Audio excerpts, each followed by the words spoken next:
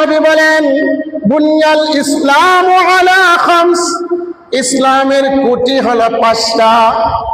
1 number ঈমান আনা, 2 number নামাজ আদায় করা, 3 নাম্বার যাকাত প্রদান করা, 4 নাম্বার উপযুক্ত হলে হজ পালন করা, 5 নাম্বার হলো মাহে রমজানের রোজা পালন করা। ঠিক কিনা জোরে বলেন।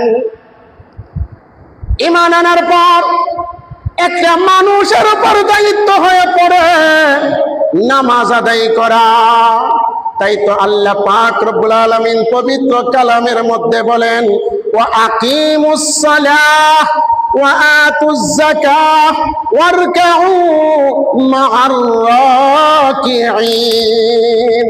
আল্লাহ কোরআনে বলেন ওয়া আকিমুস সালাহ, তোমরা নামাজ কায়েম করো, ওয়া আতুজ যাকাহ, তোমরা যাকাত প্রদান করো, ওয়ারকাউ মা'আর রাকিঈন, তোমরা রুকুকারীদের সাথে রুকু আদায় করো। আল্লাহ কোরআনে ভিন্ন আয়াতে বলেন হাফিজু আলাস সালাওয়াত, তোমরা নামাজের হিফাজত করো। আল্লাহ ভিন্ন আয়াতে বলেন ইন্নাস সালাতা কানাত আলাল মুমিনিনা কিতাবাম মাওকুতা, নিশ্চয় আমি আল্লাহ আমার বান্দা বান্দীদের উপর, মুমিনদের উপর সময় মতো নামাজ পড়ার জন্য আদেশ করেছি। নামাজ আদায় করতে হবে সময় মতো। এখন জোহরের রক্ত যদি মাগরিবের নামাজ পড়েন হবে নাকি? হবে না, কারণ এখন জোহরের রক্ত।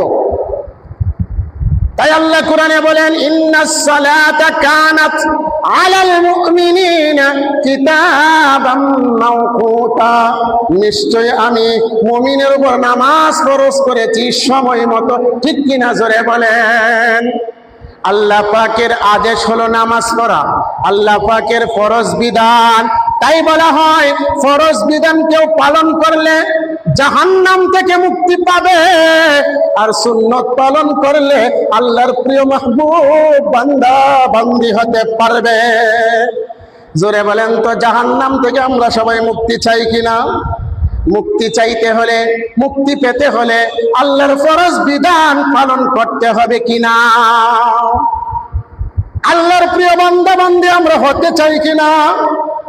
আল্লাহ পাকের প্রিয় বান্দা বান্দি হতে গেলে রসুলের সুন্নতকে ভালোবাসতে হবে, রসুলের সুন্নতকে পালন করতে হবে। কাকে মুমিন হতে গেলে আল্লাহর রসুলকে ভালোবাসতে হবে, আল্লাহর রসুলের সুন্নাতকে ভালোবাসতে হবে। ঠিক কি না? আল্লাহর নবী বিশ্ব নবী মুহাম্মদুর রাসূল বলেন মান আহাব্বা সুন্নতি ফাকাদ আহাব্বানি ওয়া মান আহাব্বানি কানা মাই ফিল জান্নাহ। আল্লাহর নবী বলেন যে ব্যক্তি আমি রসুলের সুন্নতকে ভালোবাসলো সে যেন আমাকে ভালোবাসলো, আর যে ব্যক্তি আমাকে ভালোবাসলো সে আমার সঙ্গে জান্নাতে যাবে। জোরে বলা যাবে কি সুবহানাল্লাহ? আমরা সবাই রসুলের সঙ্গে জান্নাতে থাকতে চাই কিনা? কারা কারা চাই? সবাই চাই। আল্লাহ আমাদের সবাইকে যেন রসুলের সঙ্গে জান্নাত দান করে, সবাই বলি আমিন।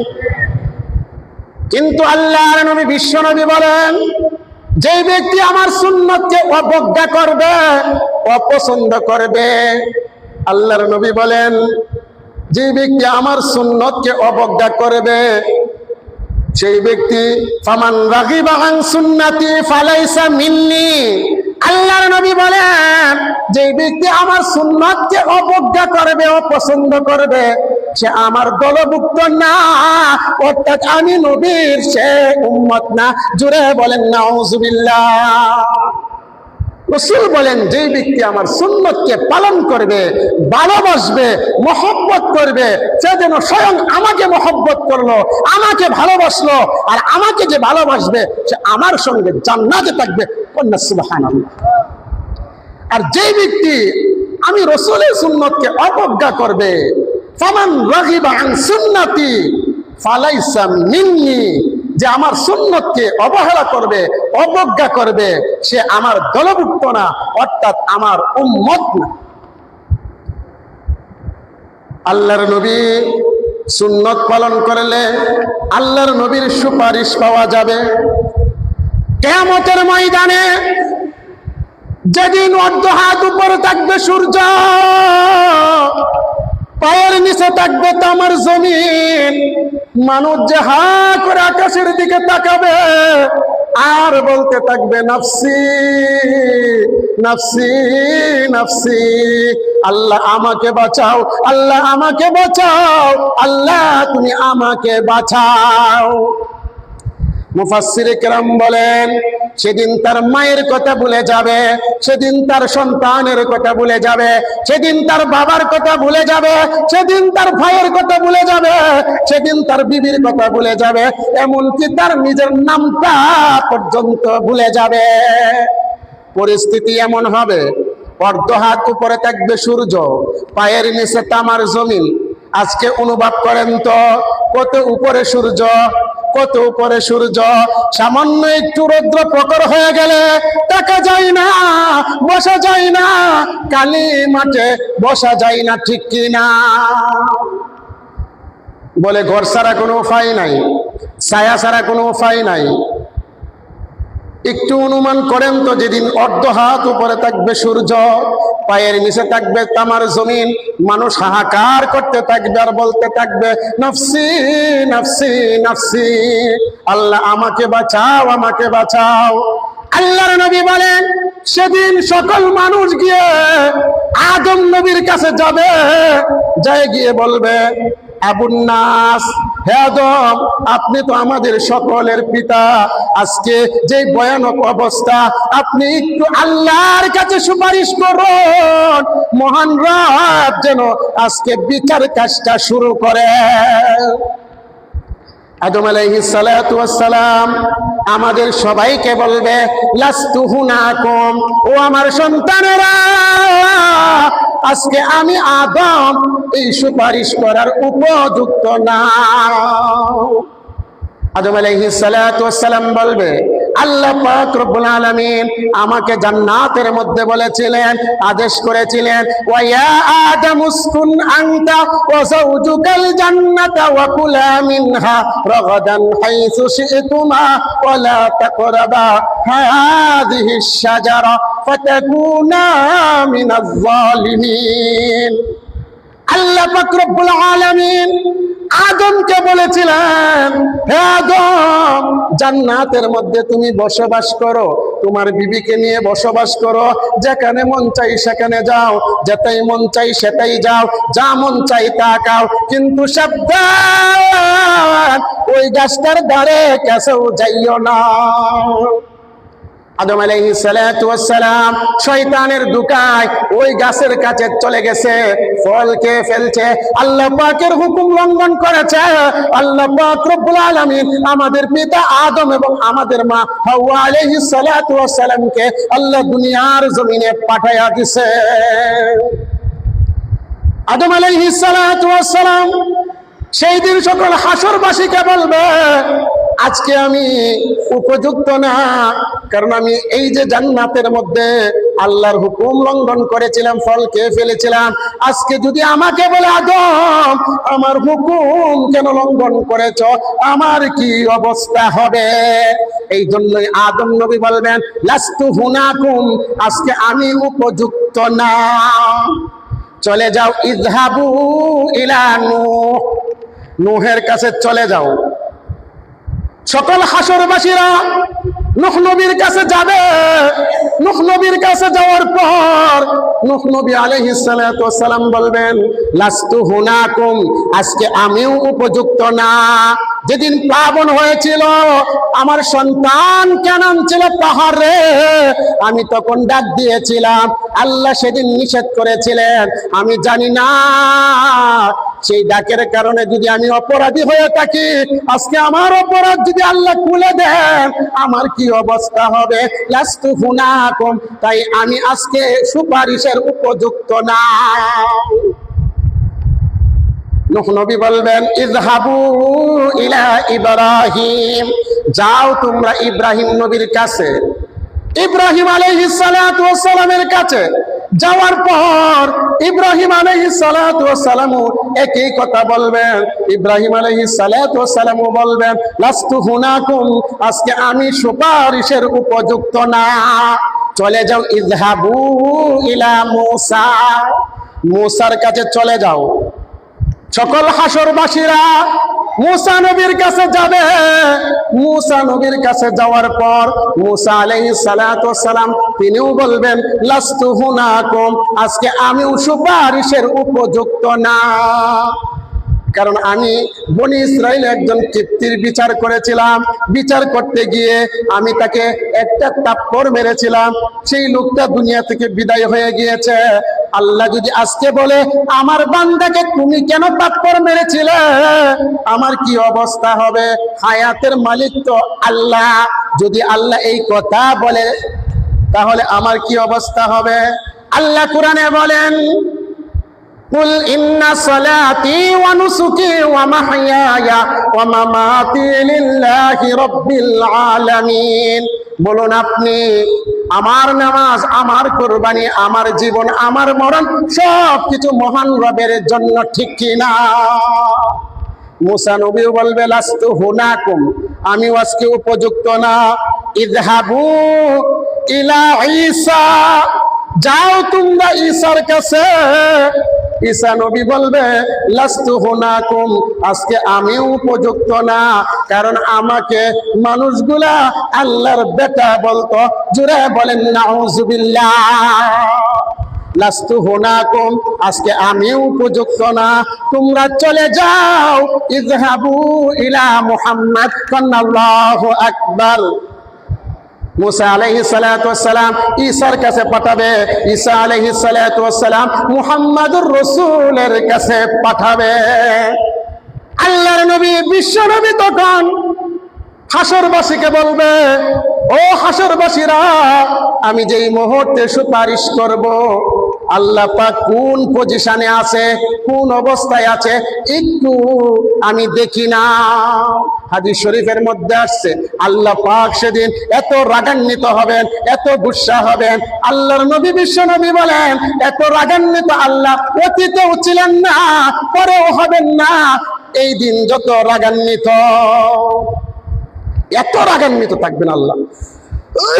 তাই রাসূল বলেন, আমি একটু পর্যবেক্ষণ করে দেখি আল্লাহ পাক কোন পজিশন আছে। তখন রাসূল সাল্লাল্লাহু আলাইহি ওয়াসাল্লাম, মাকামে মাহমুদ নামক একটা স্থান রয়েছে, যেটার মধ্যে আল্লাহ পাকের প্রশংসা করার জন্য রাসূল সিজদায় পড়ে যাবেন। কন্যা সুবহানাল্লাহ।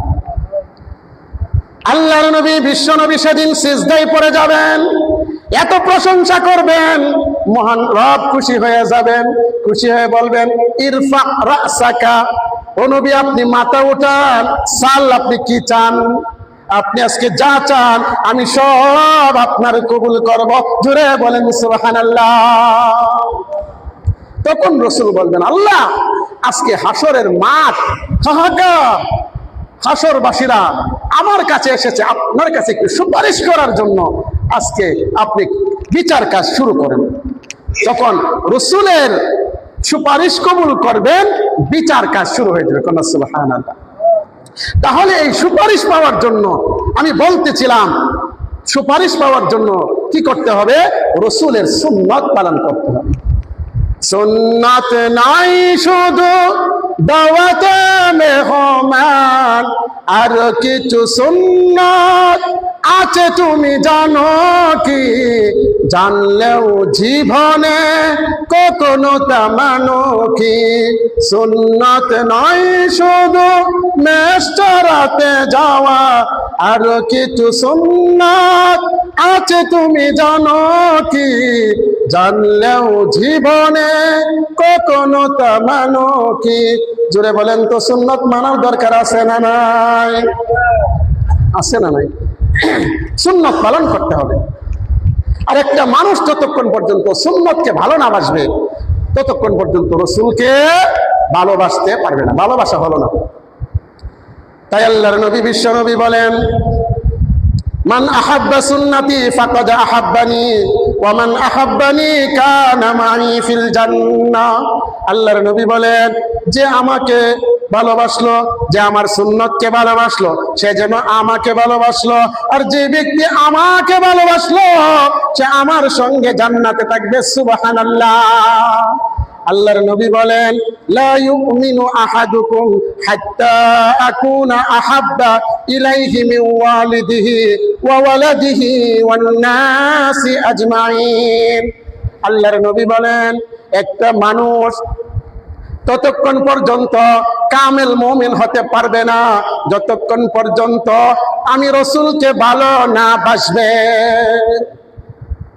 আগের হাদিস দ্বারা বুঝতে পারি, আর রাসূলকে ভালোবাসতে তখনই পারবে যখন রাসূলের সুন্নতকে সে কি করতে পারবে, ভালোবাসতে পারবে। আল্লাহর নবী, বিশ্ব নবী যখন এই হাদিস বললেন, লা ইউমিনু আহাদুকুম হাত্তা আকুনা আহাব্বা ইলাইহি মিন ওয়ালিদিহি ওয়া ওয়ালাদিহি ওয়ান নাসি আজমাইন। আল্লাহর নবী বলেন, একটা মানুষ ততক্ষণ পর্যন্ত কামেল মুমিন হতে পারবে না যতক্ষণ পর্যন্ত আমি রাসূলকে তার জীবনের চেয়ে, তার মা বাবার চেয়ে, তার ভাই বোনের চেয়ে, তার আত্মীয় স্বজনের চেয়ে, এমনকি কলিজার টুকরা সন্তানের চেয়ে বেশি ভালো না বাসতে পারবে। এই কথা বলার সময় খলিফাতুল মুসলিমিন হযরত ওমর দাঁড়ায়া গেল। দাঁড়ায়া বলতে লাগলো, ইয়া রাসূলুল্লাহ, ইয়া হাবিবাল্লাহ, ওগো নবীজি, আমি আপনাকে মহব্বত করি, ভালোবাসি। আল্লাহর নবী বলেন, ওমর, তুমি কতটুকু ভালোবাসো? তুমি কি তোমার জীবন থেকে বেশি ভালোবাসো? তুমি কি তোমার মা বাবা, ভাই বোন, আত্মীয় স্বজন থেকে, এমনকি কলিজার টুকরা সন্তানের চেয়ে বেশি ভালোবাসো? খলিফাতুল মুসলিমিন হযরত ওমর বলে, ইয়া রাসূলুল্লাহ, ইয়া হাবিবাল্লাহ, ওগো নবীজি, আমার দিল সাক্ষী দেয়, আমার বিবি বাচ্চা, আমার মা বাবা, আমার ভাই বোন, আমার আত্মীয় স্বজন, এমনকি কলিজার টুকরা সন্তানের চেয়ে বেশি আপনাকে মহব্বত করি। আল্লাহর নবী বলেন, হে ওমর, এখনো কি তোমার জীবন থেকে আমাকে বেশি ভালোবাসতে পারো নাই? হযরত ওমর বলে, ইয়া রাসূলুল্লাহ, ইয়া হাবিবাল্লাহ, ওগো নবীজি, একটু সময় লাগবে, একটু সময় দিতে হবে। কারণ তারা তো আমাদের মতো ছিল না যে সামনে সামনে মিথ্যাটাকেও সত্য বলা, ঠিক কি না? খলিফাতুল মুসলিমিন ওমর একটু সময় নিলেন, কারণ তারা তো কপটতা জানতেন না, তারা তো ধোঁকাবাজি জানতেন না। রাসূলের সাথে ধোঁকাবাজি করার তো প্রশ্নই ওঠে না। খলিফাতুল মুসলিমিন হযরত ওমর একটু নীরব হয়ে গেল। নীরব হয়ে চিন্তা করলো, দেখে তার জীবন থেকে এখনো রাসূলকে বেশি ভালোবাসতে পারে নাই। আল্লাহর নবী বলেন, হে ওমর, এখনো তুমি কামেল মুমিন হতে পারো নাই। চিন্তা করেন, ওমরের ক্ষেত্রে যদি রাসূল এই কথা বলে, আপনি আমার ক্ষেত্রে কেমন কথা? এমন সময় খলিফাতুল মুসলিমিন ওমর নিজেকে ধিক্কার দিতে লাগলো, তিরস্কার করতে লাগলো, বলতে লাগলো, ও খলিফা, ও ওমর, ও কাত্তাবের বেটা ওমর, এখনো কি তোর জীবন থেকে মুহাম্মদুর রাসূলকে বেশি ভালোবাসতে পারোস নাই? হযরত ওমর বলে, এই কথা যখন আমি আমার নিজেকে তিরস্কার করতে লাগলাম, আমার মন বলা যাবে কি সুবহানাল্লাহ। খলিফাতুল মুসলিমিন হযরত ওমর দাঁড়ায় বলে, ইয়া রাসূলুল্লাহ, ইয়া হাবিবাল্লাহ, ওগো নবীজি, আমার দিল সাক্ষী দেয়, আমার মন সাক্ষী দেয়, আমার অন্তর সাক্ষী দেয়, এখন আপনাকে আমার জীবনের চেয়ে বেশি ভালোবেসে ফেলেছি। আল্লাহর নবী বলেন, আল আন, হে ওমর, এখন তুমি কামেল মুমিন হয়েছ। জোরে বলেন সুবহানাল্লাহ। আল্লাহর নবী বলেন, লা ইউমিনু আহাদুকুম হাত্তা আকুনা আহাব্বা ইলাইহি মিন ওয়ালিদিহি ওয়া ওয়ালাদিহি ওয়ান নাসি আজমাইন। আল্লাহর নবী বলেন, একটা মানুষ ততক্ষণ পর্যন্ত কামেল মুমিন হতে পারবে না যতক্ষণ পর্যন্ত তার মা বাবা, তার কলিজার টুকরা সন্তান, এমনকি সবকিছু থেকে আমি রাসূলকে বেশি ভালোবাসতে না পারবে, ততক্ষণ পর্যন্ত কামেল মুমিন হতে পারবে না। তাহলে জুড়ে বলেন তো, আমরা কামেল মুমিন হতে চাই কিনা? আমরা রসুলের সুন্নতকে ভালোবাসতে চাই কিনা? আল্লাহর নবী বলেন, সুন্নত ভালোবাসলে, সুন্নত তরিকা অনুযায়ী চললে মহান রব তাকে প্রিয় বান্দা বান্দি হিসাবে কবুল করবেন। রবিউল আউয়াল মাস আসতেছে, রসুলের জন্মের মাস। আল্লাহ পাক রসুলকে দুনিয়াতে পাঠিয়েছেন কুল কায়নাতের জন্য রহমত হিসাবে। আল্লাহ পাক রসুলকে পাঠালেন রহমত স্বরূপ। আল্লাহ কোরআনে বলেন, ওয়ামা আরসালনাকা ইল্লা রাহমাতাল লিল আলামিন। নবী, আপনাকে আমি কুল কায়নাতের জন্য রহমত স্বরূপ প্রেরণ করেছি। কুল কায়নাতের জন্য রহমত। আপনাকে যে ধারণ করবে, আপনাকে যে অনুসরণ করবে, আপনি ঘোষণা দিয়ে দেন রসুল আপনার সঙ্গে সে জান্নাতে থাকবে। কন্যা সুবহানাল্লাহ। আল্লাহর নবী বলেন, মান আহাব্বা সুন্নতি ফাকাদ আহাব্বানি ওয়া মান আহাব্বানি কানা মাই ফিল জান্নাহ। যে ব্যক্তি আমি রসুলের সুন্নতকে ভালোবাসলো সে যেন আমাকে ভালোবাসলো, আর যে আমাকে ভালোবাসলো সে আমার সঙ্গে জান্নাতে থাকবে। আমরা সবাই রসুলের সঙ্গে জান্নাতে থাকতে চাই কিনা? তাহলে কি করতে হবে? রসুলকে ভালোবাসতে হবে। আর রসুলের ভালোবাসার বহির প্রকাশ হলো রসুলের সুন্নত জীবনের মধ্যে ধারণ করতে হবে, বডির মধ্যে ধারণ করতে হবে, ঠিক কিনা? তাহলে আমাদের যাদের দাড়ি নাই এরা দাড়ি রাখতে পারবো তো ইনশাল্লাহ। একটা এক্সাম্পল, উদাহরণ দিই, দেখেন। যখন কোনো ব্যক্তি, কোনো নেতার, কোনো নেত্রীর দলের লোক হয়, দলের লোক হওয়ার কারণে যদি সে কোনো জায়গায় বেকায়দা পড়ে যায়, তার কথা বললেই, তার সার্টিফিকেট দেখাইলেই কি হয়ে যায়? মুক্তির ব্যবস্থা হয়ে যায়। তাহলে আমরা রসুলের উম্মত, রসুলের দেওয়া সার্টিফিকেট হলো সর্বপ্রথম রসুলের মুখের দাড়ি রাখা। পারবো তো ইনশাল্লাহ? কারণ বিজ্ঞান বলেছে যে ব্যক্তি ঘন ঘন দাড়ি কামায় তার চোখের জ্যোতি কমে যায়, জ্যোতি কমে যায়। আর যে ব্যক্তি দাড়ি রাখে পুরুষের পুরুষত্ব ভারে। দাড়ি কাটলে পুরুষের পুরুষত্ব কমে যায়। এই জন্যই আমরা রসুলের সুন্নতের মধ্যে কি পরিমাণ যে ফায়দা আমি আপনাকে বুঝায় শেষ করতে পারবো না। রসুল ছিলেন ডাক্তারের চেয়ে মহা ডাক্তার। আর রসুলের প্রত্যেকটা আদর্শের মধ্যে রয়েছে উত্তম আদর্শ। জীবন এবং যৌবন, পরকাল সবকিছু নিহিত রয়েছে উত্তম আদর্শের মধ্যে। এই জন্য আল্লাহ কোরআনে বলেন, লাকাদ কানা লাকুম ফি রাসূলিল্লাহি উসওয়াতুন হাসানা। আল্লাহ আল্লাহ, আমি আল্লাহকে যদি কেউ ভালোবাসতে চায়, আমি আল্লাহর ভালোবাসা পেতে চাই, তারা যেন ফাত্তাবিউনি, আপনার অনুসরণ করে। সে রসুলের অনুসরণ কি? রসুল দাড়ি রাখছেন, আমরা দাড়ি রাখবো তো ইনশাল্লাহ। রসুল টুপি পরছেন, টুপি পরবো তো ইনশাল্লাহ। না টুপি পরলে সমাজ থেকে বের করে দিবে। আপনি টুপি পরে দেখেন না, আপনি রসুলের সুন্নত জামা পরে দেখেন না আপনাকে কি পরিমাণ মানুষ মহব্বত করে, কি পরিমাণ মানুষ মর্যাদা দেয়। একবার রসুলের রঙে রঙিন হইয়া দেখেন না, সিবগাতাল্লাহ ওমান আহসানু মিনাল্লাহি সিবগা। আল্লাহর রঙে, রসুলের রঙে রঙিন হন না, একবার দেখেন আপনার রঙের মর্যাদা কি হয়ে যায়, আপনার রঙের মর্যাদা কি পাওয়া যায়। আমরা রসুলের আল্লাহর রঙে রঙিন হব তো ইনশাআল্লাহ। আল্লাহ আমাদের সবাইকে যেন তৌফিক দান করেন। তাহলে বলতেছিলাম, মানুষ ফরজ আদায়ের মাধ্যমে জাহান্নাম থেকে মুক্তি পায়। মানুষ ফরজ আদায়ের মাধ্যমে জাহান্নাম থেকে কি পায়? মুক্তি পায়। মানুষ রসুলের সুন্নত পালনের মাধ্যমে আল্লাহর প্রিয় বান্দা বান্দি হওয়া যায়। তাহলে ফরজ আদায়ের মাধ্যমে কি পাওয়া যায়? জাহান্নাম থেকে মুক্তি পাওয়া যায়। আমরা সবাই জাহান্নাম থেকে মুক্তি পেতে চাই কিনা? রসুলের তরিকা পালন করলে আল্লাহর প্রিয় বান্দা বান্দি হওয়া যায়। আমরা আল্লাহর প্রিয় বান্দা বান্দি হইতে চাই কিনা? যদি আল্লাহর বান্দা বান্দি প্রিয় হতে চান, রসুলের তরিকা পালন করেন, রসুলের সুন্নত লালন করেন, আল্লাহ আপনাকে ভালোবাসবে। আর আল্লাহ ভালোবেসে রসুলের সাথে জান্নাতের ব্যবস্থা করেন। কোন আমিন। তাহলে বলতেছিলাম সুন্নত নিয়ে, সুন্নত রয়েছে, যে সুন্নতগুলা কিছু সুন্নত আছে পালনীয়, আর কিছু সুন্নত পালন করলে সওয়াব, না পালন করলে গুনাহ নাই। যেমন সুন্নতে মুআক্কাদা পালন করতেই হবে, না করলে গুনাহ হবে, গুনাহ হবে।